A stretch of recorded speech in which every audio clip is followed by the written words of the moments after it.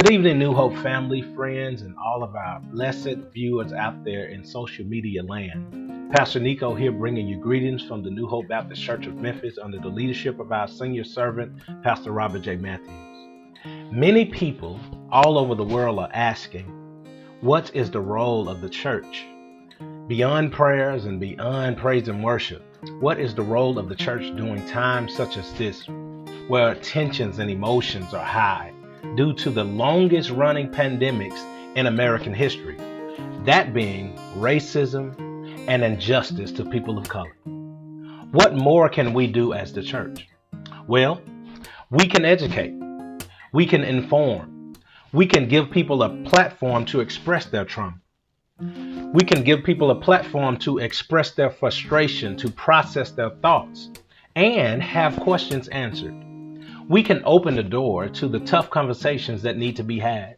And to that light, for tonight's worship in the Word, we find it very appropriate to invite you into a conversation, part one of our series, a conversation about systematic racism and police brutality in America. So let's go into the sanctuary and join the conversation. Ladies and gentlemen, we're glad to be here. We're here to discuss some ongoing situations in our city, not only in our city and state, but in our country and even across the world. And let me do an opening prayer, and then we'll be ready to go. Father God, in the name of Jesus, how we love you today, and we magnify your name. We thank you for your grace, for your mercy, and for your favor toward us. You've been better to us than we've been to ourselves. We ask that even now that you move in the midst of your people, not just here on this stage, but throughout this city, throughout this land. And dear God, we thank you for these who've come to discuss the situation and offer some solutions for our many, many various problems. Thank you for them for taking time out of their schedule to come and share with us here at the New Hope Baptist Church of Memphis.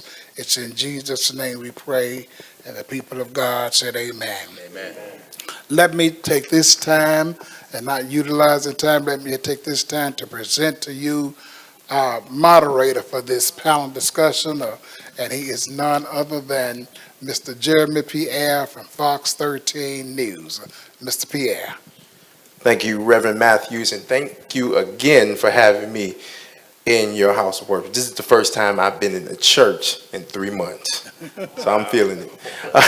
Yes, indeed. I might take a victory lap. As Pastor Matthews said, I'm Jeremy Pierre from Fox 13 News here in the great city of Memphis, Tennessee, the awesome region of the Mid-South. And today I will be the moderator, and I want to tell the panelists, these awesome panelists, that we're going to have a good time. And if there's a point in the conversation you want to laugh, don't hesitate to laugh. If there's a point in the conversation you want to cry, don't hesitate to cry, because I might. All right? I'm going to present the panelists. And on my left, we have Deacon Gerald Perry. He's a retired deputy chief of the Memphis Police Department. Next to him, we have Deacon Edwin Henderson, retired deputy chief of the Memphis Police Department. And to my right, we have Reverend Barbara Tolbert, former Special Victims Unit detective for the Shelby County Sheriff's Office, an international preacher and speaker. Next to Reverend Tolbert, we have Mr. Terry Yarborough, a retired Shelby County Sheriff's Department captain and former chief of police in Mason, Tennessee. You know something about fried chicken, I bet. A little bit. A little bit. That's what I'm talking about.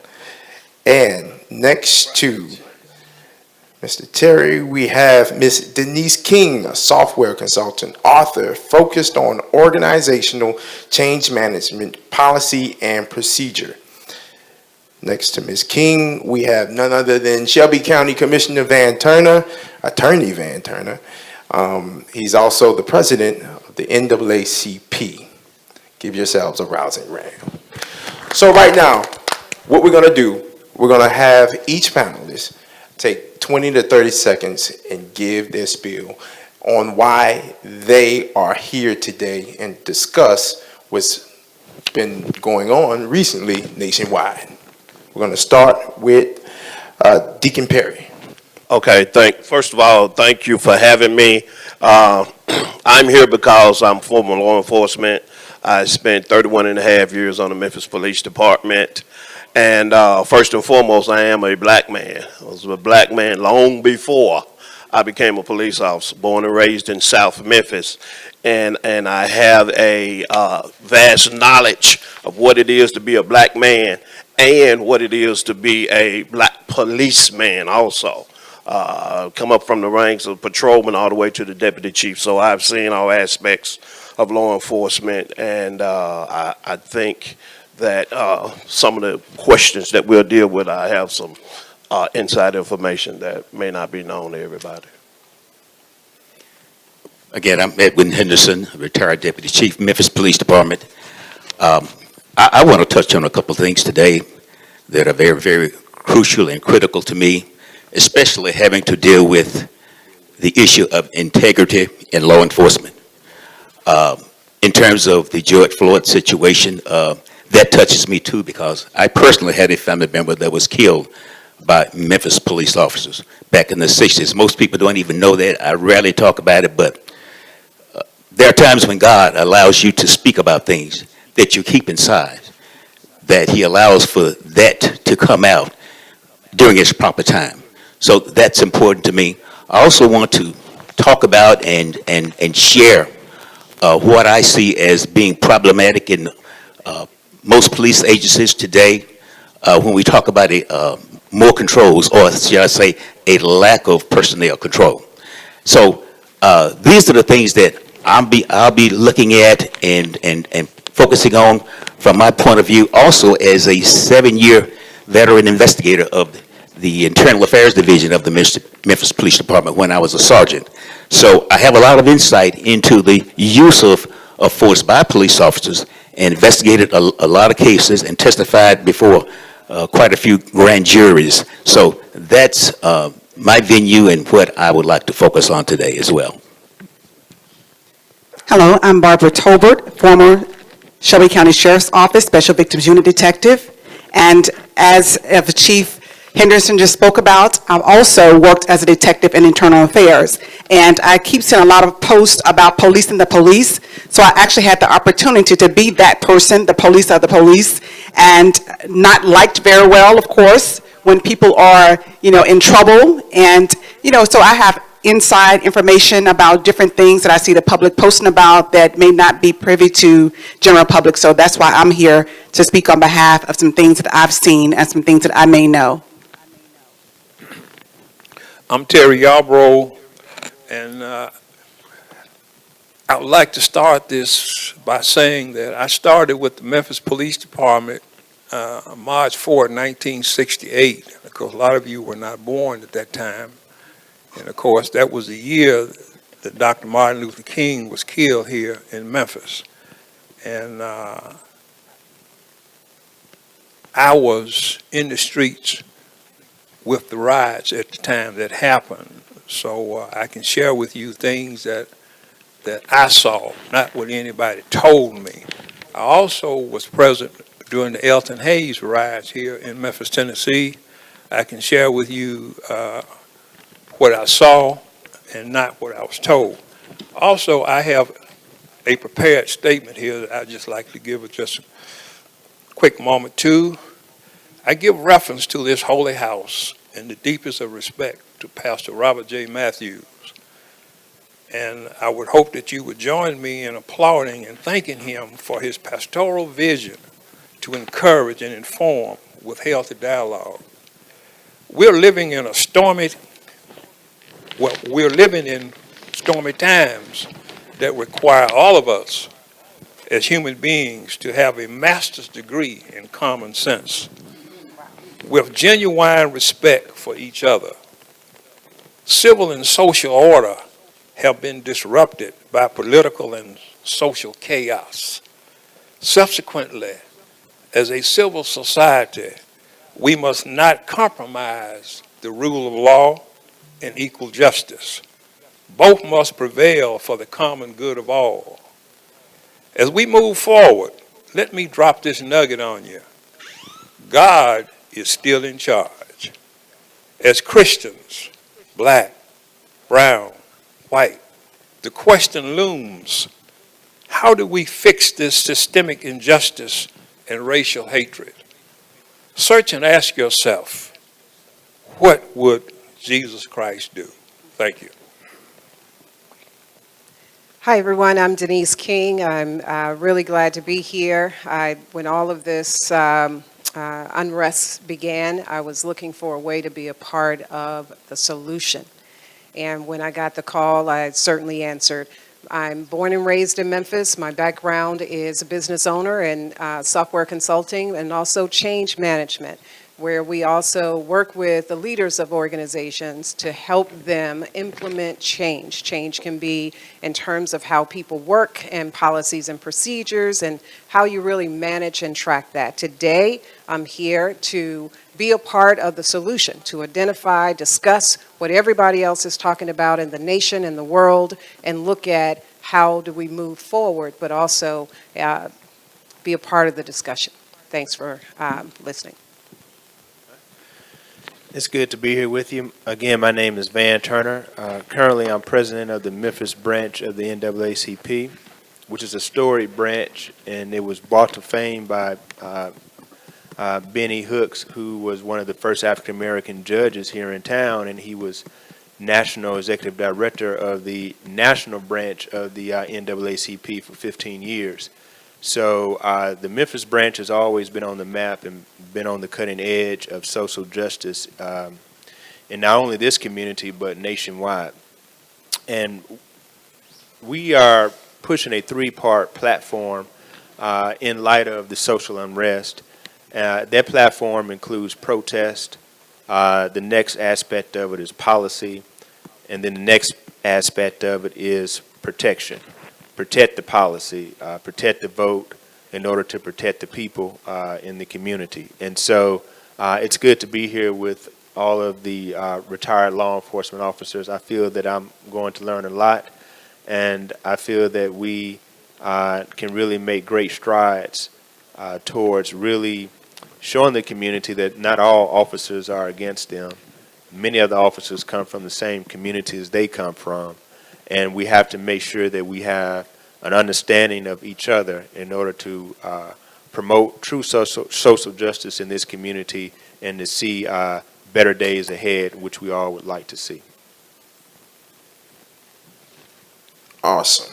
As you can see, we have an awesome panel of qualified individuals.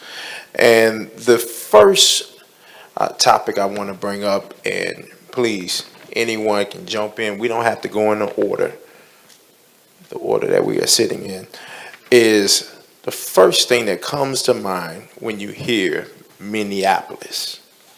Minneapolis. I can tell you for a lot of people, it's going to be George Floyd. Before George Floyd, it may have been Target, which they are tearing up right now. So the first thing that comes to mind when you hear Minneapolis. I'll certainly chime in. I think for me, it's the obvious. It's the elephant in the room. It's what happened to him too. I think a lot of people can say they've never witnessed someone killed right in their face. I've never seen anything like it. And so when I heard the ruckus and everything, I hadn't seen it on the television or anything. So I saw a clip and I kept saying, what is it? This is not everything. There's got to be more. People were saying 8 minutes or whatever. So I found the full footage and it changed me forever. As I watched, my mind went to my youngest brother. I mean, I thought about all my brothers, my nephews, but my youngest brother. And as I screamed in horror, and what I was seeing on the television, I said, you got to process through this. And of course, the rage, the anger, and all of that with what you envision, it's forever ingrained in your thoughts and your memory. So I internalized it. And I still do internalize it, so much so that my sleep has not been the same. And I'm okay with that, because I shouldn't be the same after having seen that. But I began to say, if that was my brother, what would I do? How would I act? How would I manage through this? So I've got to act like it's my brother and get involved and be a part of the changes that are necessary in this time. So when I think about Minneapolis, I can't help but to see over and over again what the world saw and try to process through that to find good out of a situation like that. How can I find good? Is to make sure that it never happens again to another man or to another woman, black, white, brown, doesn't matter. He was a human being. He was a black man. He was someone's father, son, whatever. And he could have been my brother. And that's why the need for change is absolutely mandatory. That's what I think about, change in the world. What struck me in Minneapolis when I first saw this unfortunate situation was, thank God for video camera technology, because during my tenure on the Memphis Police Department, and of course the Shelby County Sheriff's Office, I've seen so many things that were not captured. And in criminal justice, the playing field is not even. But thank God, once again, for video camera technology. It's leveling that playing field out, and people are being brought to justice. And I firmly believe that this officer who is responsible for killing Mr. Floyd will be brought to justice along with the other three. And we just will have to have patience. And I can safely say that looting, burning, certainly sends a message, but at some point that needs to stop. And we need to be very effective in initiating change, and a message will be sent. And I guarantee you, out of the 18,000 police departments that are in this country, change will take place.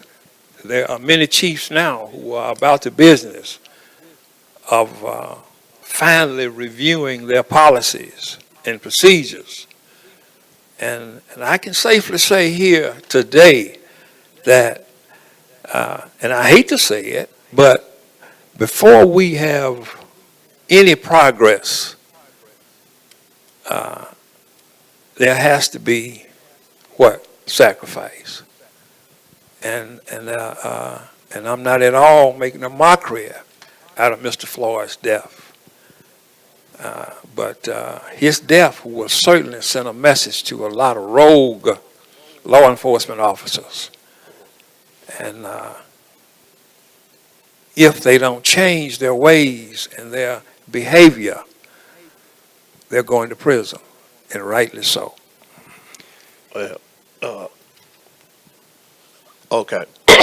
I'd have to, when you mentioned the word, Minneapolis, it was a long time before I even looked at the video, because I knew what it was, and I didn't want to see it because of, I knew what it was, and it was just sickening. It was just a sickening feeling but eventually I watched it, and it was exactly what you saw it to be. Whatever you saw, what it was, and you know exactly what you saw. You saw a man with a uniform on and three other men standing by watching while he crushed his knee into that man's neck until he died. That's exactly what that was. And it was very painful for me to see as a police officer, one who was sworn to uphold the law and protect all citizens. Is very disappointing to see that. But there was something good about what happened in Minneapolis, and that was when the mayor came out and swiftly fired those officers. And I think that's where that's where the anguish and the hurt and the rage comes in, when these type of crimes are committed and there are no consequences. That's the whole thing. And I had a conversation with prosecutors, and I told them that the people want their day in court.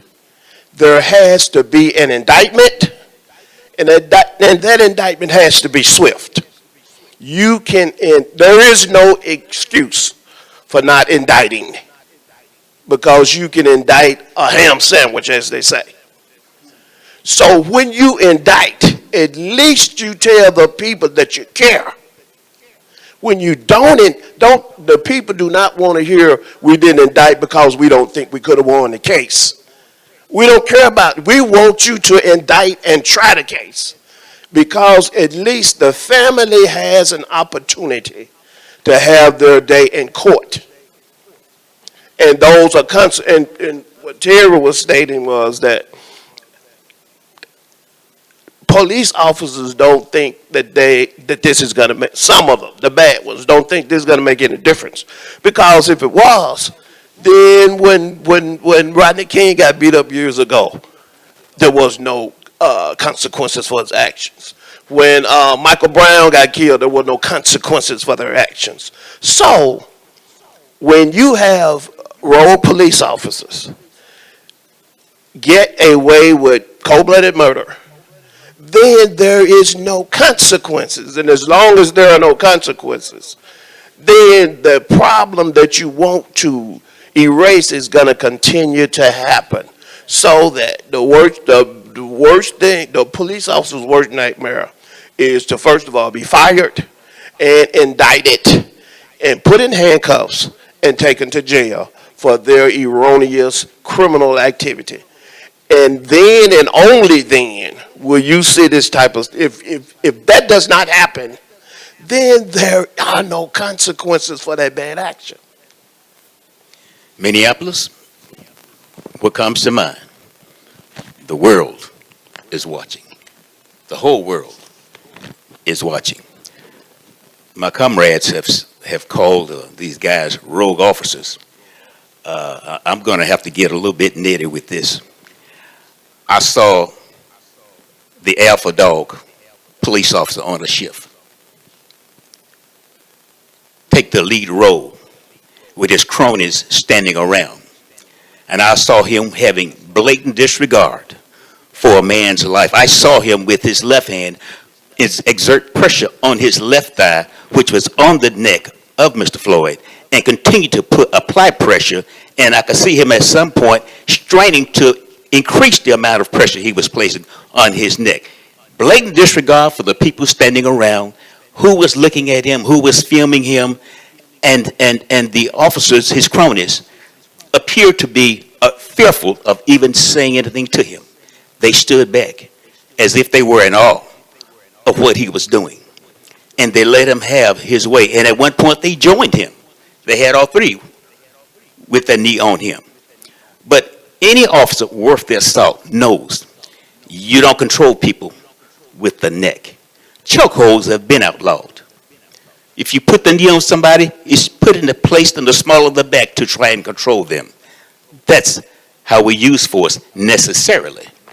But the use of force in that particular situation was blatant. It was uncalled for.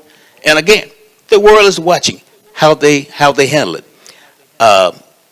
The Attorney General for the state of Minnesota, I think his name is Keith Elliston, I believe that's it. He said that he's going to move methodically, judiciously, and carefully And we have to accept that, because if we make missteps in the justice system, I've seen slam dunk cases get thrown out of court. The whole process have to start over because of a misstep in the justice system, where evidence or the chain of evidence or the custody of evidence had to be thrown out because of mistakes that were made along the way.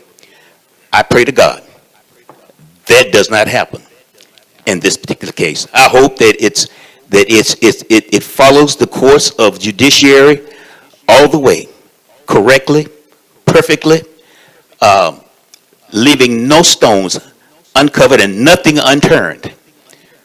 That's what I'm praying for.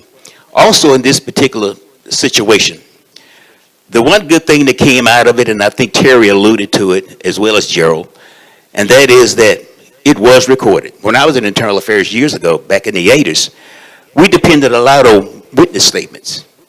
Well, everything is recorded these days. People are recording you when you don't want to be recorded. And so, if there's one good thing that came out of this, it was the fact that it was recorded. There's no denying it. It happened, and we see, and we saw, and now we're waiting to see what is being done. When I think about Minneapolis, I have heard several other panelists talk about it, and I want to piggyback off Ms. King for just a moment if I can. She talked about the elephant in the room. Law enforcement, the ones who are sitting on the stage, and those who are still behind the badge as law enforcement, know that there has always been an elephant in the room. When Chief spoke about the AFA that was there on the scene in Minneapolis and the 3 officers that were there that did nothing to help George Floyd, I, in a way, feel sorry for the Asian officer that was there. Because for him, he was definitely the elephant in the room. Because he is not considered to be one of them. And yes, in law enforcement, there is an us and a them. Deal with what it is. There's an elephant in the room.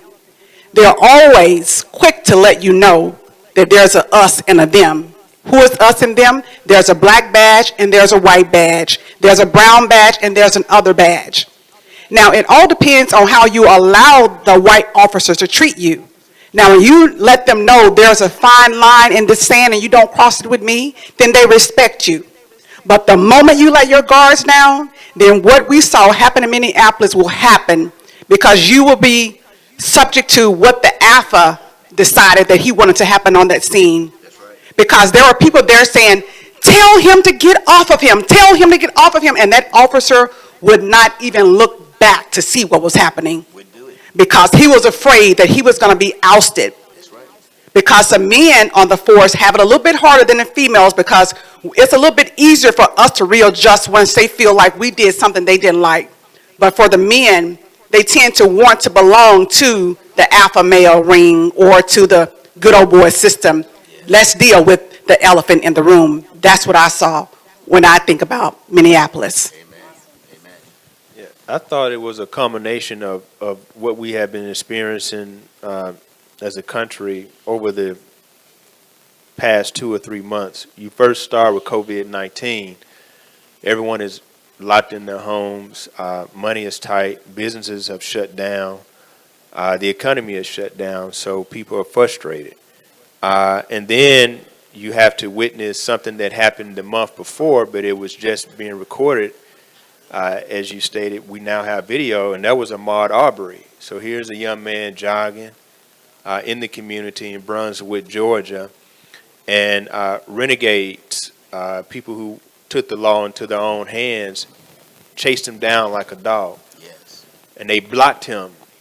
Clearly he was trying to get away, and they blocked him. And when the adrenaline hits, everyone knows it's flight or fight. And he tried to run away, and they stopped him, and he fought for his life, and he was killed with a shotgun blast. I think 2 or 3 of them. So then you process that, and we had to run for Ahmaud. I got on the treadmill and did my 2:23. They were asking everyone to do 2:23 out of respect for Ahmaud, 2 miles, 2.23 miles. And then a few weeks later, you witnessed what happened to George Floyd, and that was just it. People had been pent up, financially strained in all these other ways, scared to death of COVID-19, no leadership in the White House. You see Ahmaud Arbery, and then you see George Floyd, and people take to the streets, and the cities of America on fire. James Baldwin alludes to it when he says the fire the next time, which is taken out of our scriptures. Noah dealt with the flood, but then they said the fire the next time, and that's what came to mind. This is the fire, and this is the next time, and hopefully it will be the last time. It's prophetic, it's spiritual. It is something that this country has for 400 years denied, and that is that they have always devalued black bodies, black people in this country. From 1619 until just last year was 400 years. And so this is where we are. This is going to make or break this country. And we go all around the world fighting for democracy and freedom and justice, and we don't have it at home. And so this is where we are today, right now, dealing with where are we going to go as a country, where are we going to go as a people. I love seeing black, brown, and white joining in. White folks are protecting black folks in the struggle. Black, brown, white are linked together. Police officers are kneeling with the protesters, showing that they feel us, and it's not something that doesn't pain them as well. So hopefully something great can come out of it, and I think we got to start on November 3rd, 2020, which is our presidential election. That's when we can start making some change in this country, among other things that we have to do. Yes, indeed. I want to stay right here on Minneapolis, and I want to pose a question to Chief Yarbrough. Former chief. You are still a chief. You still look like a chief. You once led a police department.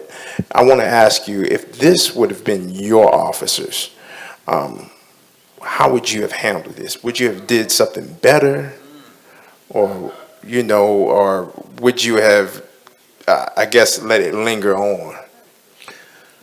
No, I would not have allowed it to linger, because me knowing what I know now, any chief, he has to make sure that transparency is a priority, especially when things like this happen. And as soon as I had seen that video, and obviously had spoken to the officer, because when you talk about Mason, Tennessee, or either small towns like that, you have a small population, and of course the police department is not as large.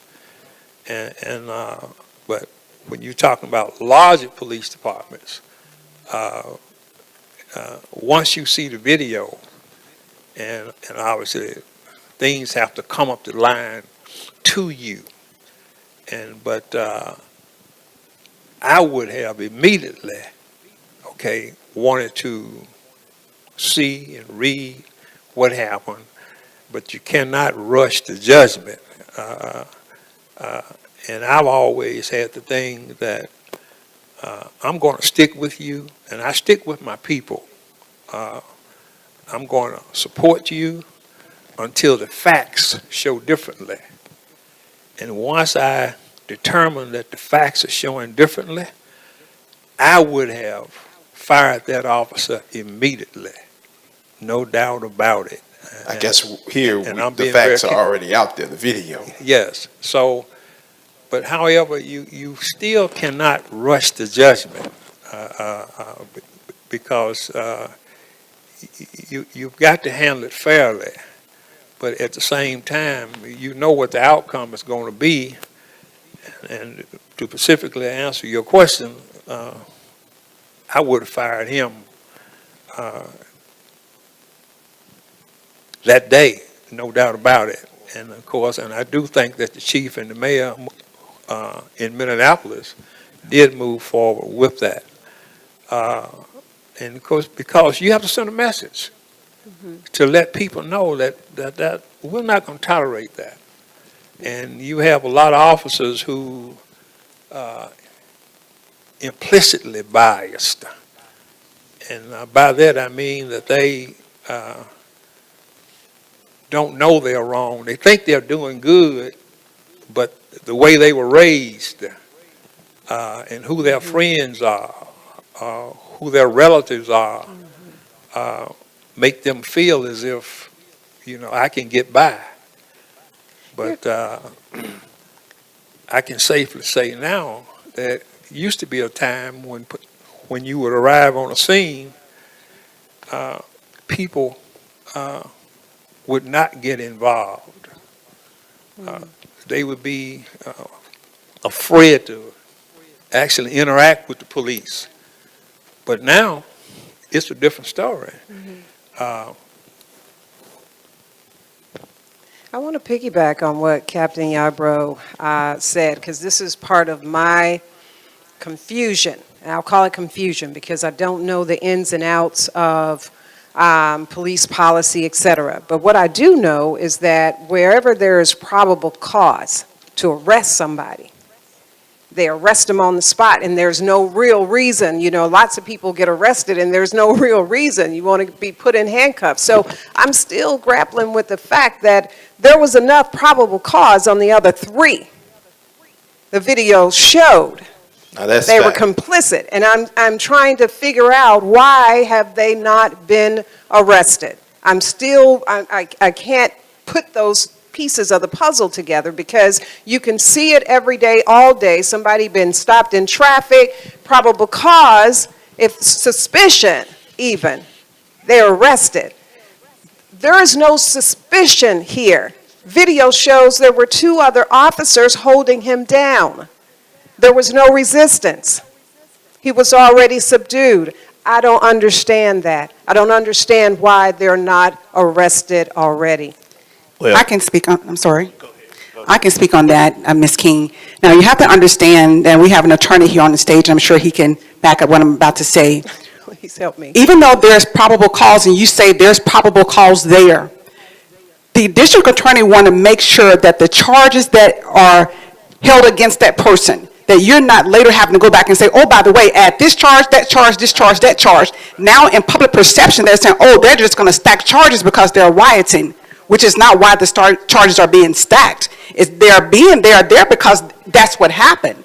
But you want to make sure that you have all of your pieces to the puzzle and not start to do a 1,000-piece puzzle and realize you have 300 pieces missing. Okay. And I'll say this, I see why they're trying to get it right, because if you remember back in 2016, right across the river, the Mississippi River, St. Paul, they messed up with the Philando Castile case, with the officer who just went haywire, and he got off. So they're just trying to get it right, I believe. Let me say that, man, and y'all are correct in your assessment of that. However, you can get it right, but just because you indict somebody does not mean that that's what you're taking to trial. The indictment is the beginning of the investigation. And the reason why I'm in favor of swift indictments is because when you do that, you take the edge off of the community. Right. When you can come back later on when you begin the investigation if it merits those additional charges as you stated. But what we do know is that there was enough probable cause to indict all 4 of those. You can find something to indict all 4 of those officers for that were on that scene. And I think that is what the public is looking for. They're looking, because if it was me and Terry and Van and Ed, if we went out there, if we were on video doing it, that would be no problem. Right. Indicting us that same day. Exactly. It would not be a problem. Right. And Chief, can you explain to the public who may not understand the difference between arrest and indictment? Yeah, right. Well, an arrest, Actually, I don't think the public understands detainment, arrest. But let me answer this question first, because you asked about being fired, and I happen to. I've fired several police officers before, and I have a reputation on the Memphis Police Department as being a uniform patrol officer's chief, meaning that I'm a very fair individual. But however, everybody that comes in knows that if you violated, you out of here. You know, but each officer, you have to give them due process. And you have to write them up, you have to bring them up on charges, and they, by law, by their union contracts, they have to be able to go and have a hearing. If not, then the courts have already stated that you can't do that. And what winds up, you do that, you're fired. They'll call it an illegal firing. They'll stay fired 2 or 3 years, and then they'll turn around and you'll have to pay them a whole lot of money because they will be instilled. And one last point, reinstalled on the police department. And one last thing I have to say is that as a chief and as a trainer at the training academy, what is necessary in order for this to stop, because you can't paint all police officers with the same brush, and you can't paint all people in the community with the same brush. So when you have a violator with a uniform on, then that person, the one who is actually violating, he has to be identified, isolated from the rest of them, and then terminated. Now, and I'm going to finish with this point. This guy up in Minnesota, I wouldn't even call him a police officer. He violated the law. And all of these other police across the country, they ain't got nothing to do with that. They was at home. They were doing Boy Scouts. They was helping in the community. Now they find themselves on the front line, being spitted, abused, because this guy did it. He did it. And on the other hand, I would tell the police officers when I was teaching them in training that you can't blanket all black people for the actions of one. Everybody didn't do that. That one person did it. And that's who you need to channel. If you have anger, you need to channel your anger towards that person. But as long as road cops can do their dirt and then hide behind those good police officers, because we put them in the same bag, the good police officers have no, the only thing they can do is protect themselves. Because you thinking that they are the one, they have nothing to do with it. So in order to stop the problem, you have to isolate, you have to identify those bad cops. You have to isolate them from the good ones, and then you have to terminate them from your police department. Let me take it back. Go ahead. What he just elaborated on. Public trust is at stake now, and there is a culture that has developed in law enforcement, and that particular culture has trended across this country. The us versus them culture and mentality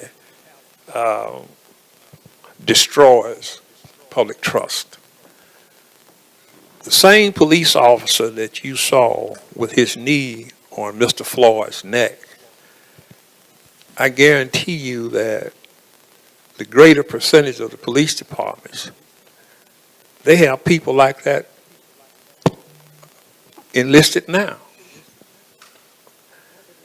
You have a lot of officers who are responding to a toxic political discourse that is trending across our country, being prompted by loose rhetoric from top politicians. And it's a shame. Also, to add to that particular culture, you have prosecutors like Mr. Mike Freeman in Hennepin County, in Minnesota, when he first announced this particular charge, there is a partnership, and I'm being candid. There is a partnership that exists between law enforcement and prosecutors, DAs, because they prosecute the case. Your job is to bring them in. But the problem with that is you have a lot of rogue officers who want to set their own agendas. They don't want to follow the policy and procedures of where they work.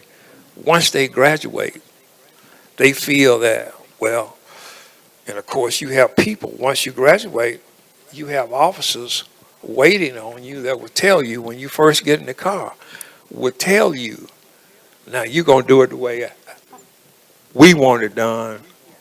What you learn over there is just, don't worry about it no more.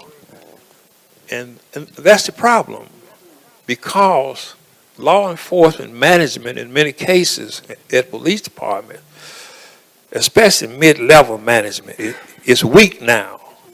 Your sergeants and some of your other people who are in charge, they are weak. They don't have the experience to deal with this. And they actually thrive off of the way I was raised. That's the way I'm going to do it. But if you send a message, like Chief Perry says, if you send a message, you'll break that up. Also, if society sends a message and starts sending these guys to prison, then you'll start seeing a change.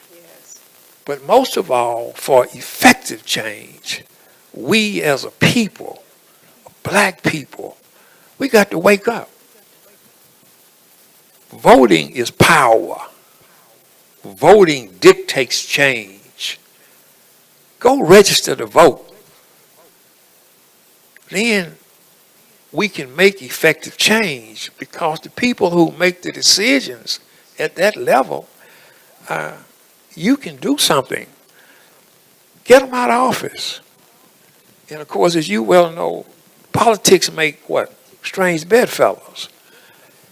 And of course, those things trickle down because you have people who are not concerned about reform. This is the way we're going to do it. And that has to be stopped. Yes, indeed. We're going to keep it moving, because I got a question for the former police, IAB. And for those who heard me say IAB, Internal Affairs Bureau, I don't know, do y'all call it IAB here? Okay.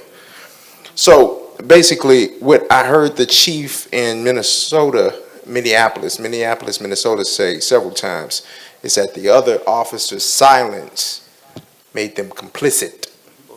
How does the police the police?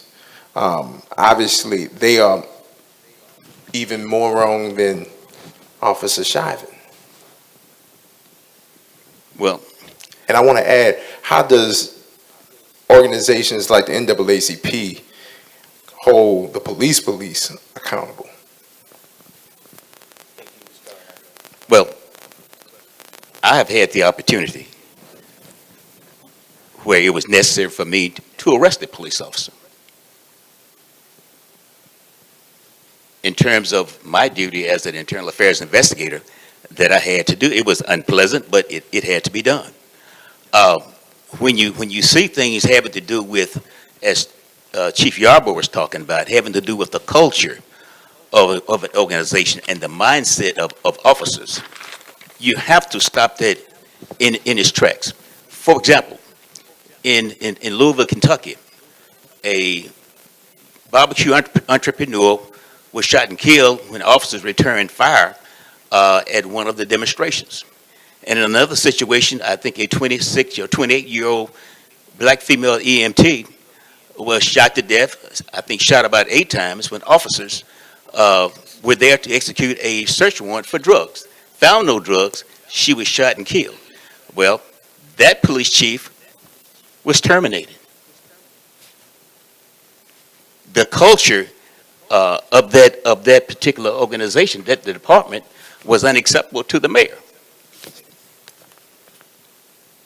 because they were too quick, and the fact that the officers who were working did not have their their body cams turned on. That was a no-no. And so there is no recording of specifically and how exactly things played out in that particular incident. So when you look at those type of things occurring, and when you look at the mindset, and when we look at this George Floyd situation, you have to wonder how much control the guilty officer's supervisor spent controlling him and impacting his actions. Because just based on what I was seeing, I saw an officer that was totally out of control. Totally out of control. No fear regarding his actions, none whatsoever. Made no attempt to hide, disguise, or remove his knee from that man's neck. So when we look at all of those things and take it in its totality, and speaking to the remaining 3 officers, do not be surprised. Do not be surprised if they're not fired, even though they are complicit. Do not be surprised if they turn out to become witnesses for the prosecution. Don't be surprised. Witnesses. Yes. Maybe that speaks to the point of them not being charged yet.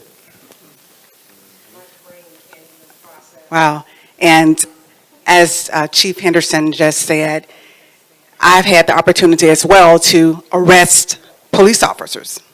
It's not a pleasant feeling, but as Chief Yarbrough said, but also if the facts prove to support what happened, then I got to the point to where I was okay with it. Because I said, this is an officer to where we won't have an officer like the one that was in Minneapolis.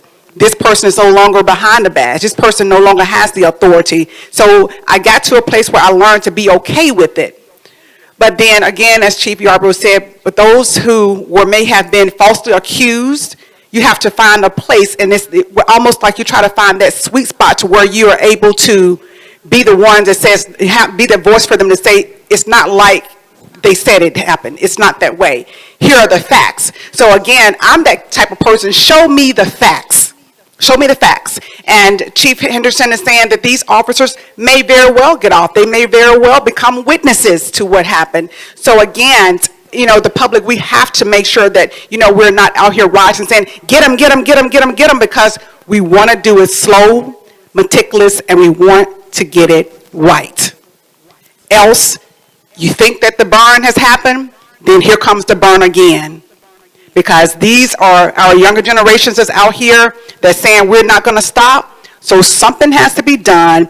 This has to be an example made out of this. And I agree with you, Deacon on the end says, I don't even call him a police officer. I don't, because his ways were animalistic. And this is something that didn't just happen that day. He's been doing that, and he's been getting away with it, and nobody said anything, because the way he was almost posing for the camera to say, I hope you get every bit of it, and refused to move his knee. So that was an animal that needs to be locked up, locked away, and throw away the key. Deal with the elephant in the room. Let me get Commissioner Turner in. I mean, this is really profound. I mean, I wish all of the world could be seeing this conversation, because they need to listen to what's happening and what's being said from those who have been behind the shield, which is a select few of individuals are privy to be behind the shield, and we don't do that. As an attorney, I mean, we handle cases, but it's different. I think what was said was a good point, and I like to tie in the fact that with an indictment, you can offer a plea deal and say to those other 3 officers, if you testify, you won't get 10 years, maybe 5 years. So I still think the indictment is necessary, and even if they are going to testify as witnesses, they can have a reduced sentence as opposed to the full sentence. I don't think Chauvin needs to see the light of day ever again, because what you indicated, and I saw that how he had his hand in his pocket. I did not know until you explained that, sir, that he was pressing down on this man's neck. That's why his hand was in his pocket, to help him press down on his neck. I mean, that's murder 1. Because at that point, you have deliberated and you have formed in your mind the intent to kill. Whereas it maybe was manslaughter at the beginning, maybe a murder 2, heat of the passion, someone dies accidentally. You are pressing down this man's neck to kill him. And so that's deliberation and premeditation at that point. And so that's why I say a murder 1. And to answer your point, policy, automatic duty to bring in an outside prosecutor when they're prosecuting their own police officers, because of what you indicated. There's such a close relationship, and it's there, we can't deny it. And so in order to break that up and to give neutrality to what's going on, bring in an outside prosecutor to prosecute the officers that are within that community, because we don't know if that DA will do it and do it effectively. We see in Minnesota they have A.G. Ellison involved. Point 2, there has to be a process to eliminate the Chauvins early on. 12 incidents of excessive force, and he's still on the force to maim and kill, although he's had all these incidents in the past. And I know the Citizen Review Board, CLRB, is talked about and bounced around, but perhaps there's a need for citizens review when you have incidents such as these, because even for the folks who are investigating the officers, your hands may be tied if the leadership don't allow you to do your job. And then the person that's over you may not be able to do their job because you got the politics, the man in the high office saying, hey, this is what I need to happen. I need to be tough on crime, so on and so forth. It was a platform in my political race, understanding politics. And so, some process to get rid of officers who are bad apples, because they spoil the name for the good officers who are working day and night to protect us. And the last thing, there has to be some duty to intervene. I don't know what you call that, but for those other 3 officers to sit there and let that man die is unconscionable. Officers need to have the right to intervene when they know the suspect is subdued and is no threat to himself or others, and now you're just killing this man. You as an officer, as a arresting officer, you are duty bound to save this man on the ground. Yes. So those are some 3 policy points that we can articulate and fight for Memphis, Shelby County, and Tennessee, and that's locally. And hopefully we can, send this as a message and use this as a formula for other places to adopt nationwide. Let me say this right quick about the internal affairs. We have to understand that those officers that work in internal affairs, they are police officers. That's not their permanent job. They're not going to be there forever, and they know that. So their loyalty, some of them, because it takes a real thick-skinned, law-abiding police officer to work in internal affairs. Because in essence, what you're doing is you're investigating police officers. So what happens is they know they're not going to be over there all the time. Their loyalty, and some of them, their loyalty lies not with the Memphis police, or not the Memphis police, but the police department, but it lies with the alpha males or the alpha dogs, as Chief stated. They want to stay in good relationships with those officers that are on the police department. That's why you have leaks. They leak information. They do all of these things. And I've been a strong advocate for an independent, like you stated, you talked about the CURB. So I know the military has the inspector generals. It is a government agency, but it's not a police. It's not tied to that police agency. So if you had an independent agency to deal with these complaints, because this guy up in Minnesota, he had 18 complaints. He had 18 complaints. Obviously, out of those, they found no wrongdoing in those 18 times.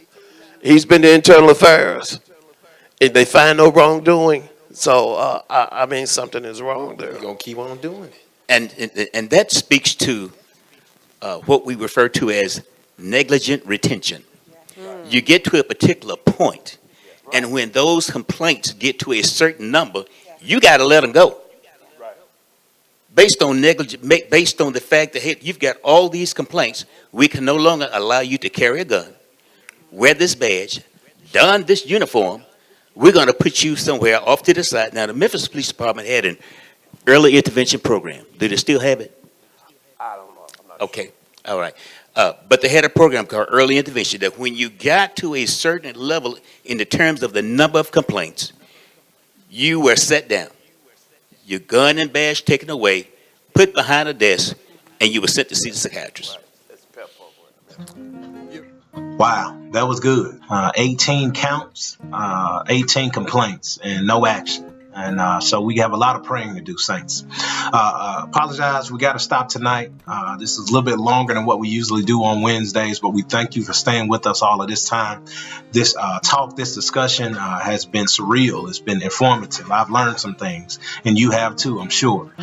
Join us again for part 2. Tomorrow night, 7 p.m., same time, same place. We'll be back here with this great discussion on systematic racism and injustice to people of color. It's a much needed conversation, and we're learning some things and hearing some things. And so just stay with us again on tomorrow. Be good, be blessed, and I'll see you tomorrow at 7 p.m. Thank you.